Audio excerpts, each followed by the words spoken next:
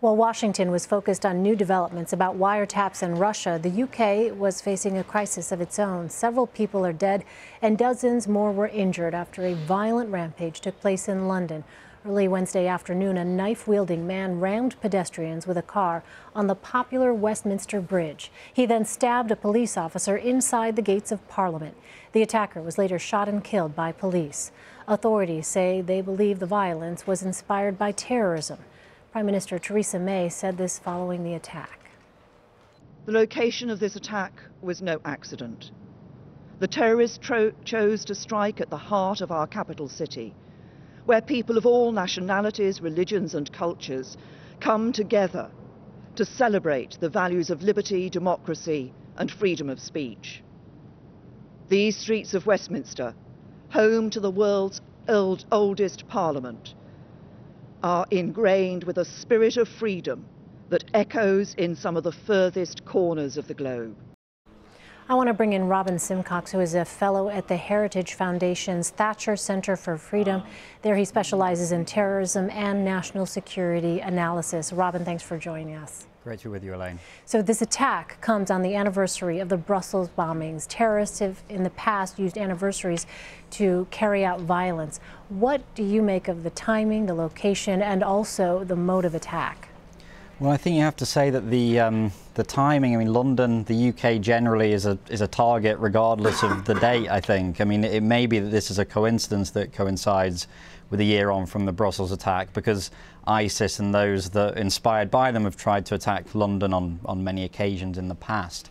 I think the mode of travel that this terrorist used for this attack is very interesting. It follows a pattern. You may remember in Quebec in October 2014, a terrorist used a car to ram down a soldier. Also occurred in London in the May before, again against a soldier. We saw it in Ohio last year. We saw it in Nice and Berlin, the use of a truck.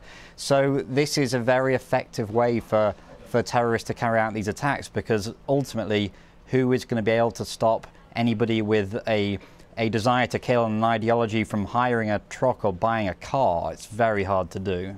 Obviously, this is still very much in the early stages of this investigation, but if it turns out that this was a lone attacker, what realistically are the measures that law enforcement and counterintelligence officials can take to try to prevent attacks like that?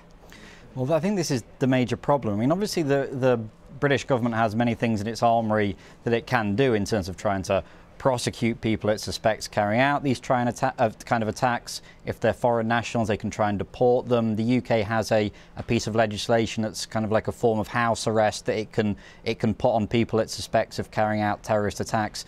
But the problem here is always the scale. There's thousands of people in the UK that the government is concerned are potential, could be willing to carry out an attack. We don't have anything like the resources to monitor the amount of people, the 3,000 that they think are a potential threat. And so you have to make a call on the way MI5 describe it as hitting the crocodiles nearest the boat. And of course, you don't always pick the right crocodile, and attacks like this can happen. Well, talk to me about the level of information sharing and intelligence coordination between the U.S. and the UK. What is that level like normally, and then what is it like after an attack like this? Well, the US and the UK have an extraordinarily close intelligence sharing relationship. It's part of what makes our alliance so strong, and it's been like that for many years now. As part of the Five Eyes intelligence community, the level of interaction is very, very high. I think it will be equally as high after an event like today. The UK government, the police know who the attacker was. It hasn't been disclosed yet, but I'm sure in public, but I'm sure it has been disclosed to the US intelligence counterparts. And so now they'll be working together to try and put a profile together about this attacker. Did he have any contacts abroad? Did he have a digital footprint? Has he pledged allegiance to ISIS? Are they seeing any kind of electronic interaction between the UK and Syria? I think the US and the UK will be working very closely on this as we speak.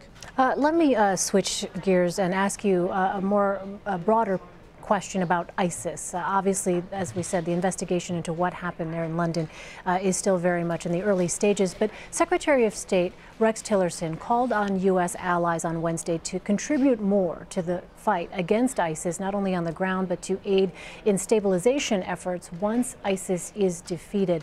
What would an effort like that look like, and how is that different from the Obama administration's strategy?